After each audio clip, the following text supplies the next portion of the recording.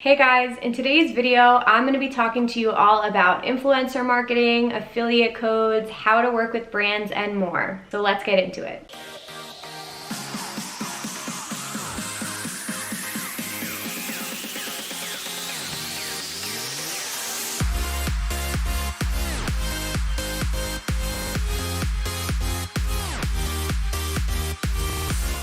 What's up, you guys? I am so excited to be working on this video for you today. If you guys are new here, my name is Emma Capotis. I'm a content creator in the EDM and festival space, but sometimes on my channel, I like to dabble in health and fitness, makeup, and sometimes some Q&As. Since there are no raves and festivals going on, I'm trying to diversify my content a little bit and try some new things. So I posted on Instagram stories, what are some questions you guys have about being an influencer, working with brands, how discount codes work, and you guys flooded my Instagram with questions. So today I'm gonna be answering all of them to the best of my abilities. So hopefully you guys will find this helpful. I also took some time to write down some tips that I've learned along the way just to kick this video off with that I think will be helpful if any of you guys are interested in starting a YouTube channel, being a content creator, or being an influencer. So with all that being said, if you guys are new here, I would absolutely love it if you would hit that subscribe button down below to join the family.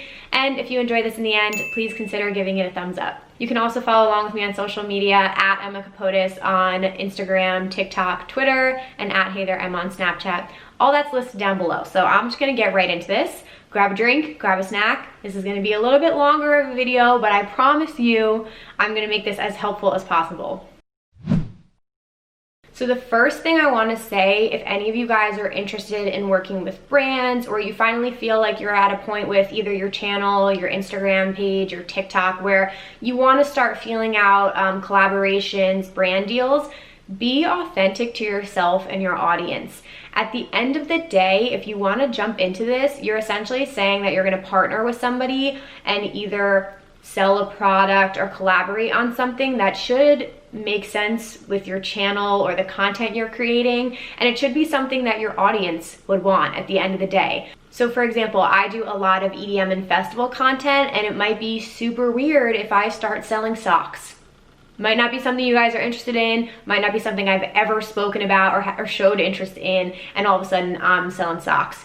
Kind of seems weird, right? So I would say my number one tip is to be authentic to yourself and your audience, because people can really read through when you're just trying to push a product versus something that you're actually using in your real life and you really believe in, and that's why you've partnered up with this team, organization, company. Number two, do your research. Do your research, read reviews before you get into any sort of contract or negotiation or deal with a brand. So how you can do this, because I know a lot of the questions that came in were about like how to suss out a brand to see if they're legitimate. Do your research. If it's an Instagram company that reaches out to you, go through their feed. How long have they been around? Do they have a website? How professional does the website look? Do they have other social media accounts, or are they just existing in one area? Do they have an Etsy shop? Really go around, search them on Google, search the name. If they really don't have a presence and they're only in one place, or if you're not really seeing reviews anywhere, if their Instagram feed looks very, very new, I would be a little weary, because they don't have this history of a company for you to actually rely on to know that they're legitimate. So I would suss it out in all places, ask around, look on Reddit sometimes. Every now and then I'll Google them. And if they're selling products, obviously read all of the reviews and make sure you are as knowledgeable about the company as possible before you even get into the conversation with them about working with them. Number three thing, test out the product. 1,000,000%. I know a lot of people ask this, like, should you promote a product before you test it out? No. Because if the product's crappy and you're putting your name on it and you're trying to sell it to someone, and then they go out and spend their hard-earned money on it, get it at home, and realize it's a piece of, you are the person that told them that it was a good product. So now that comes back on you, and you don't look as trustworthy, and it looks like you're just trying to make another dollar. So 1,000%, go back to the company and say, hey, thank you for your interest in me. Would you be able to send me the product so that I have some time to play around with it, test it out, and then let you know what I think about it? There has to be that trial and error period where you can really suss out if a product is legitimate. The fourth thing I want to say is know your worth and negotiate.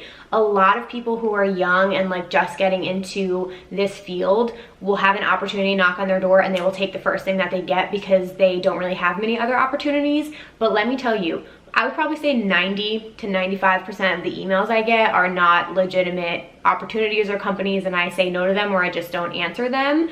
So you do not have to take everything that comes to you, and the first thing they offer doesn't mean that that's the contract you might end up signing. Negotiate, know your worth. There are different platforms and apps that you can use. I personally like Social Blue Book. It's free. You can connect one account, or I think you can pay to connect more. So I have my YouTube connected to it. It breaks down all of my engagement and everything and gives me suggested prices that I should be charging for a shout out, for a sponsorship, etc. You can also check your engagement rate. Literally just type it into Google, what's my engagement rate on Instagram? You can plug your Instagram handle and it'll pull all of your analytics and let you know how much you should be charging for an Instagram post. Engagement rate is more important to some people than followers, but at the end of the day, it depends on the company and the campaign that they're looking for. I forgot what number am I on. Is it 5 or 6? I think it's 5. Trust your gut. I have this in capital and bold. I am a big person with going with my gut. My gut is almost always right about things. If you even get into a conversation with somebody and you just start feeling like maybe this wasn't the right fit for me, or I don't really trust them or something, go with your gut. You can walk away from something at any time. Don't sign any contracts if you feel like something is off. And again, if you're getting a feeling like a company might not be real or you're a little bit skeptical, go with your gut. Trust that at the end of the day. Because again, the things you're putting out there in the world, you're saying that you stand for them and believe in them. So you really want to make sure it's a good fit before you agree to anything. Next point, look out for red flags. So one thing that I've learned over time is what companies are willing to work with you and what ones maybe aren't the best fit. So when I say red flags, if they're trying to force a product on you, or again, won't let you have that trial period of testing it out, they want you to agree to a certain amount of posts before you even get the product, that sort of situation doesn't sit right with me. The companies that I love working with are the ones who say, we trust you, we know you have your audience, we know you have your voice, we want it to come from you and be authentic. We give you freedom to create the content you want, put it in your channel organically. Those are the best kinds of scenarios. Of course, with some brand deals, you might have talking points and things like that. That's completely standard. But again, I'm more weary of the companies who make me feel like I'm forced into doing something. That is a situation that is a red flag for me. And the last tip I have for right now is don't bite off more than you can chew. I'm telling myself this own advice right now because I've gotten myself into this scenario plenty of times. But sometimes when you're further along, you might have a bunch of opportunities. You might decide to take a whole bunch of them and then realize that your plate is now very full and you might be working with too many projects, campaigns, organizations. And one thing that I've always been careful about is pushing discount codes. For me, it doesn't feel as authentic when I follow influencers who push a discount code all day, every day, and it's for all different companies, because I feel like at that point, they just want to make money and they would literally sell any product on the face of the earth. So I feel like when you work with less people and you have less codes, it seems more authentic to me. So I would just say don't be too pushy with things like that. Of course, every now and then, definitely share, especially if you're wearing a certain product or things like that. But in the beginning, I wouldn't sign up for too much because I think there should be an emphasis on quality over quantity at the end of the day. All right, I've spoken for way long enough. So you guys, let's get into the question that you asked. Okay, so this question I sort of touched on a little bit. This is from curly.cami. She said, how do you trust brands that approach you? So again, I already sort of said this, do your research, read reviews. One company that I had been in touch with, for example, reached out to me. And anytime I get an email that's like automated or spelled wrong or anything like that, immediate no from me because I know it's not genuine. Also emails that are too generalized, like they're not specific to you or your content, that tells me that they don't really know me or my channel. And I don't know, it just doesn't feel like they really want to work with me. They just want to hire influencers. And the other thing, if they don't really have a website. So I had somebody reach out to me, and usually if there's no signature, this is just a weird thing I do. So if they don't have any links at all, if they don't have a website link, if they don't have any social media links in their email, alarm bells go off in my head because I feel like that's not as professional. So I pushed back with one company and I was like, hey, like, do you have a website? I would love to check out your products. And then I think they came back and said, oh, we're working on our website right now. And then I stopped answering them because I was like, I don't really know what's going on here. And if you're not far along enough in your company where I can see the products online, that makes me a little bit nervous. This was one of the most popular questions that came in. It was, how do you begin with brand deals and how do you approach them, or did they approach you? So it depends on the situation. One big tip of advice I would say, if you have brands you want to work with, for me, especially in the rave and festival world or community, I go and buy their products, create content with them, and tag the out of them until they finally notice me. So I did that with a lot of the companies I work with. I pay the money, I buy the product, so I get to test it out and I'm not waiting on them to send me something. And then if I really love it, I'll take a million photos, I'll use it in one of my YouTube videos, I'll link to them, and I'll tag them over and over and over again. And that was a lot of the times how companies became familiar with me. And then if they wanted to work with me, I would hear back from them. Lunatics I did that with, for example. I was using Lunatics face gems and things like that in a couple of my videos. They saw one of them and then they reached out to me. So I think at the end of the day, if you're willing to put in the work and things like that, then I think that will get you really far. But I do think you can reach out to companies. So if you're a big fan of something and it makes sense with what you do, your channel, your content, I think you can easily DM them or send them an email saying like, hey, I've been using your product for this amount of time. I absolutely love it. I would love the opportunity to collaborate with you on something. Here are a couple of ideas. Let me know what you guys are thinking. You may never hear from them. At the same time, you might. So I definitely think there's the opportunity for you to reach out to someone. You could even just say, I'm a big fan of the brand, love what you guys are doing. You never know how far a simple, kind email like that can go. This is an interesting question. This is from L. Vivey. I don't think I fully understand this, but it says, are there a lot of brands that don't want you working with like branded brands? I think if I'm interpreting this right, if you're working with a brand that doesn't want you working with another brand, I don't think I've ever run into that issue. If you're so far as to signing a contract with a certain type of brand and they have competitors and you exclusively sign with them, then of course you can't go and represent these other brands, but that depends on the deal that you sign. So for example, if you sign with like an energy drink and it's exclusive, then you can't go show other energy drinks in any of your content, but that's something you would work out with them. Again, Rave and Festival Fashion, I work with so many different brands. None of them have told me I can't work with the other, and that's when I know it's a good partnership, because they're like, hello, there's plenty of love to go around here. This is a really small community. You can work with whoever you want to. So I think that's a best case scenario. At Real Tommy Bahama said, what's been the most surprising part of working with these brands? So the brands that I work with, I would say, have been super supportive and very understanding. So like they're very flexible with me. I don't have any like super strict deadlines with most of them, and they're just really supportive of my content. They reach out to me, they check in with me, and we sort of formed a relationship. So I think it's pretty important to like the teams that you're working with. At Katie Doherty said, have you ever turned down deals? 1000%. No is the best word ever. Actually, no is a complete sentence. Somebody said that recently to me in a tarot card reading and I loved it. No, a complete sentence. No explanation, you can just say no.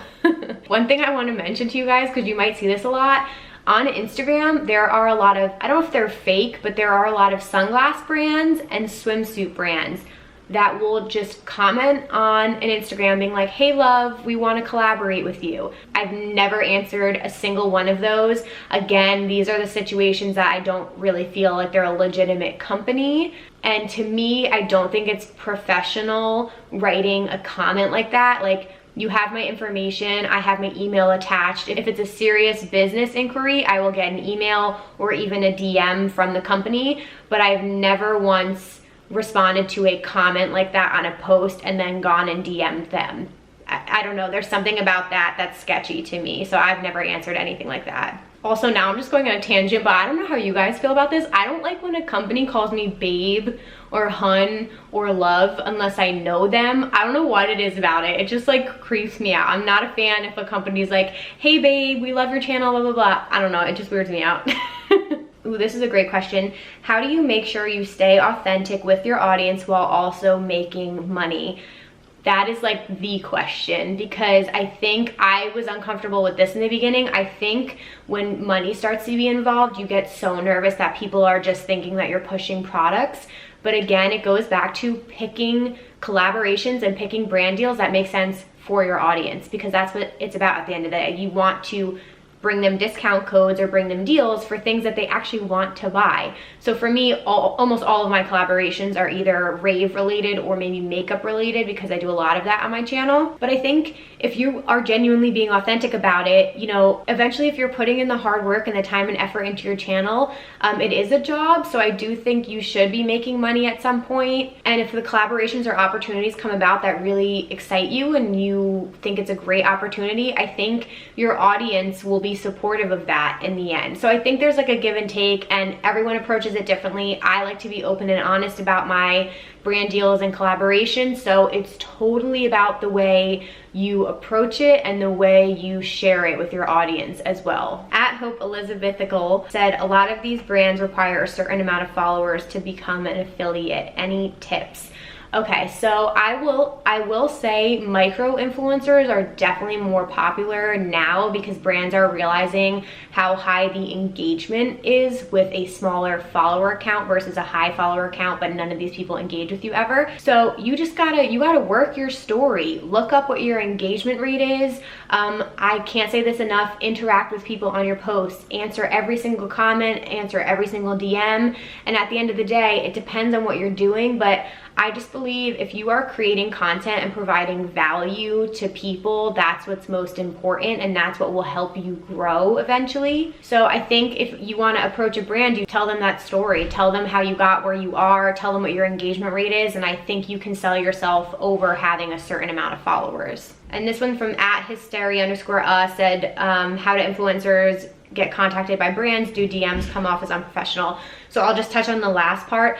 I don't think DMs are unprofessional. I think Instagram really is like a branded tool at this point.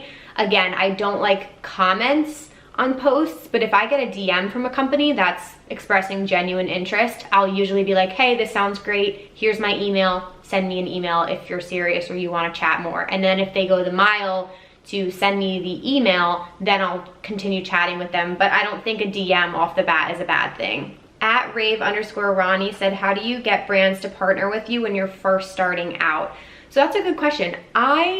Everyone might feel differently. I didn't work with brands probably until 2 years into my channel. I think it was 2 years. So if you don't really have enough content yet, or you just started out with something, I don't know if it makes sense to start working with a brand, because I don't know if you've really like proved that you've built up your channel or your content or your audience yet. So I wouldn't really focus on like brand deals and money. I would focus on getting your content in a really good place and providing value again to people, because when you're focusing on the work, when you're focusing on putting quality content out, sorry, my camera just died, but I was saying everything will fall into place from there. This is a great question. @Katie Rick said, what made you take the first step to create content that you felt people would care about? Great question. I think at the end of the day, you should be creating something because you're passionate about it, you want to share it with people. It shouldn't be about like money and deals and like free stuff that you'll get, because I think if you're starting out with that attitude, not gonna happen for you. I don't know, that's just how I feel. It's also so much work, like so much work to actually get somewhere. So none of that stuff will come easy. Nothing is for free. So I truly believe you have to work hard to get those things. But back to your question, I started my channel about the EDM and festival community because I was searching questions on YouTube to help me prepare for EDC Las Vegas, and there was almost nothing on the topic. And so after I had a couple festivals under my belt, I wanted to then help other people who were in the same position as me. So I was like, I can now help people prepare for festivals and make them feel more informed so that they have a better experience. So that's where it all stemmed from for me. Kim Killa said, do you get brand deals on how big your following is?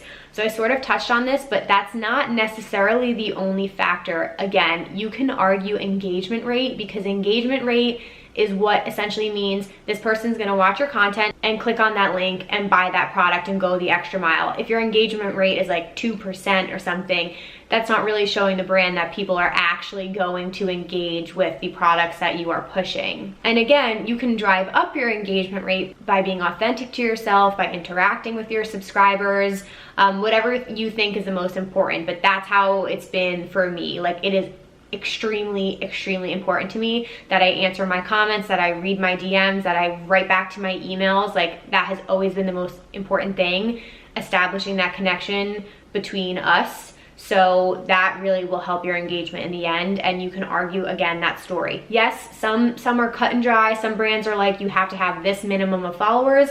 That will happen. I'm not saying that won't. But again, you can argue that micro influencers are way more impactful than larger influencers in some cases. At Lil Sum said, how did you get so comfortable in front of the camera specifically for YouTube? Okay, this is another thing that just comes with time. Now I finally feel like I'm at a place where I like get excited about filming. I feel like I'm myself. You guys are getting like how I am in real life. But if you go back and watch some of my old videos, like, I am so soft-spoken and quiet, and I'm just trying to say the right things. And I don't know, I'm just more stoic versus now I'm just like, oh, like how I am in real life. So it's just time, practice, and that's what I mean. Like, continuing to just churn out content and learning from it as you go will help. So in that case, it's quantity over quality, I would say. This is a good question. At Rivera.alex_ said, how long did you have your channel before it started paying off sponsors, ad dollars? I did not turn on AdSense, like Google AdSense for YouTube, until 2 years in. You do have to have a certain threshold. I forget, I think it's 2,000 subscribers and a certain amount of views, and then you can request to start being paid for ads, and that's when you can start putting ads. So I did 2 years with nothing, and then I went a full year before I got paid, I'm pretty sure, because I think to get paid you have to sit, maybe it's like $100 or something. So it'll like accrue up, and then once you hit that threshold, you can choose to like get a check from YouTube. So I think I went a really long time without actually connecting my account to it. So then when I finally, I think it was the beginning of 2019, I finally realized I had ad dollars sitting in my account. So that was a nice paycheck, because then it all came in at once from a year's worth of ads. But a lot of the brands I worked with, especially in the EDM community, was like clothes in exchange for content. I didn't really do any like commission affiliate links yet. Now I do that. So what that means is essentially there's so many different types of deals you can do. They can be like, we're gonna send you a free outfit if you do this post. Totally acceptable if that's what you guys want to do. There are other instances where you really love a brand and you love working with them, and you know it's a partnership that's going to continue on, and they might have a commission-based program, which means you put a link or you have a code, and as people use them, you actually earn money based on your purchases. Like, that's a best case scenario, because you know, there's only so many kinds of rave clothes I can have versus like actually making money on something, which is what keeps the light on in your house. So wow, that was the longest answer ever. But it took me about almost 2 to 3 years before I actually started making money. That's not the case. Some people start doing it pretty quickly, but it just totally depends on your content. This is a great question from @VickyViola_Nutrition. What's up, Vicky? She said, how do you pivot, branch out with new ideas depending on your analytics and feedback? So 2 answers to this. My first answer is I do think having niche content can be really important to your growth. So focusing on one thing so your subscribers know what you're about and know what to come back to you for, I think is really important. So that's why I've sort of like been owning the Rave and Festival community. However, for myself, I've always thrown in some of these other topics that I've been interested in to show like that's my real life. That's how I am as a person, you know? Like, I love makeup, I love fitness. So it's always been important to me to throw those in every now and then. And then that also keeps the door open for me, say 5 years from now, if for whatever reason I slow down the amount of festivals I go to, I can maybe pivot my channel towards fitness or towards makeup if that's something I feel like, because I've always done it along the way. However, in some circumstances, it may make sense for you to make a second channel, like a vlog channel or a fitness specific channel. That might be an answer for you as well. And this will happen occasionally, but every now and then I'll put out a video that has like nothing to do with my normal content, and people will be like, I loved this video. Can you show more of this side of you? This was really fun and different to see from you. And then that feedback alone lets me know, ooh, okay, I have a little bit more freedom than I thought I did to like explore this other area. So you gotta read the room, if you know what I'm saying. Okay, the next like 5 questions were the same question about like, do you reach out to a brand or does a brand reach out to you? So just one more time, I'll say, if you guys love a brand, say like it's a fitness company and you love their leggings, buy the leggings, buy a few of the leggings if you want. Take 1,000,000 pictures in them, take videos in them, create content with them, and tag the company over and over and over again. That is how I would personally go about it. And then again, I don't think it ever hurts to reach out with a gesture and say, I love your company, I love what you're doing. Think of me in the future for any opportunities. Don't think there's anything wrong with doing that. All right, at Aura Life with Ash said, how much maintenance do you have to do to keep up with it? So this totally depends on the brand deal and collaboration. I work with some brands who have monthly posting requirements, and we have a platform that we can upload that work through. Other companies, you know, if you have a code with them or a link, you do need to keep up with sales. Usually there's not like a minimum requirement, but if your code or your link is inactive for a prolonged period of time, they might end the partnership with you because they might be saying, hey, we're not really seeing any sales coming through you. So what I like to do is I will occasionally circulate through my codes and my links. I like to find ways to incorporate them organically into my content because that's what I'm the most comfortable with. So I will shout out a brand on Instagram here, and then maybe the next time I will wear one of their outfits in my YouTube videos, and I'll sort of mix it up that way. But yes, there is some sort of maintenance. Obviously, you can't go stagnant because if people stop using your stuff, you won't be making money with them and they may end their partnership with you. So it just depends on the company. Some, if you're doing like a sponsored video, it might be a one-off thing and that's it. But again, if you have a good relationship with the companies and with the teams you're working with, you can usually have some back and forth with them and figure out like flexibility as far as like what you're producing. And this is the last question, so I'll end on here. At Rainbow Raquel or Rackles said, how do you know when it's a lucrative deal and not just the same deal everyone gets without adverting? So again, it depends on how they reach out to you, what the message says. Does it feel generalized? Does it feel specific to you? What are they offering? What's their language like? So for example, again, I get so many emails that are templated that even the font they come in, I immediately am like, this is not a real email. If it's like a general thing like, hey Emma, you're a great influencer. We would love to send you a pair of sunglasses to do a post with. Like, that's not specific to me. That doesn't tell me you know what my channel is about. That was just like an email blast you probably sent out to 1 million people, and I won't even like respond to things like that. Versus like when I started working with the company Lunchbox, a team member reached out to me. It was a longer email. They mentioned a specific video that I used that they said they watched, and then they said their product fits in with what I'm doing, and this is why. We would love to send you one for free to try out and get your feedback on, and if you like it, we'd like to talk to you about working with us and doing some sort of collaboration and doing some posts with us. So that right there was specific to me. It was a real person. They had a real website so I could do all my research, and it had reviews on it. They knew a video and told me they watched it, which I very much appreciated because I felt like they actually wanted to work with me as a person. And then they were sending me something for free. They weren't requiring anything right off the bat, which is very important, and they were asking for feedback. All of those equated to a situation where I signed up with them. We had some negotiations as far as the posts and when they happened, and then now it's been a year later and I still work with them, and I love the Lunchbox. I'm a member of the team now, actually. So those are the kinds of things that you just really need to suss out. And again, don't have this like scarcity mindset where you get an opportunity and you don't think another one's gonna come, so you just jump on it. More will come. I promise you, more will come.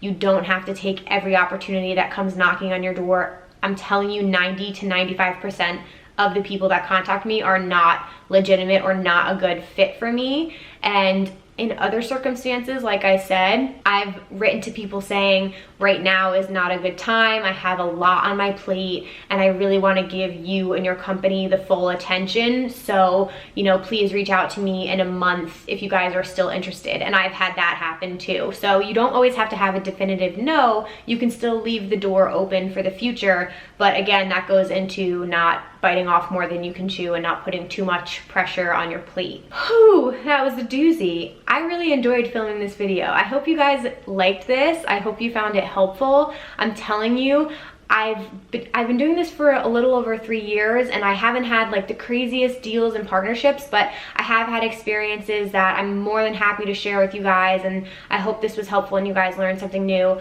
I'm an open door. You can DM me at any time. You can comment on this video if you have more questions. I'm happy to do a part 2 to this at some point to get through more questions that you guys have. Again, if you guys are new here and this is the first video you're watching on my channel, I would absolutely love it if you would hit that subscribe button down below and turn on the little post notifications bell so you're notified every single time that I upload.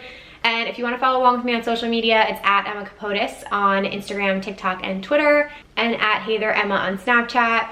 And if you enjoyed this, please give it a thumbs up. It really helps me out. And let me know your feedback in the comments. Do you like these type of videos? Because while we have a break from raves and festivals, I'm more than happy to just talk about content creation and YouTube and more of like the behind the scenes stuff if that interests you guys. So definitely let me know. Anyways, I hope you all are staying happy and healthy, and I will see you guys in my next video. Bye guys.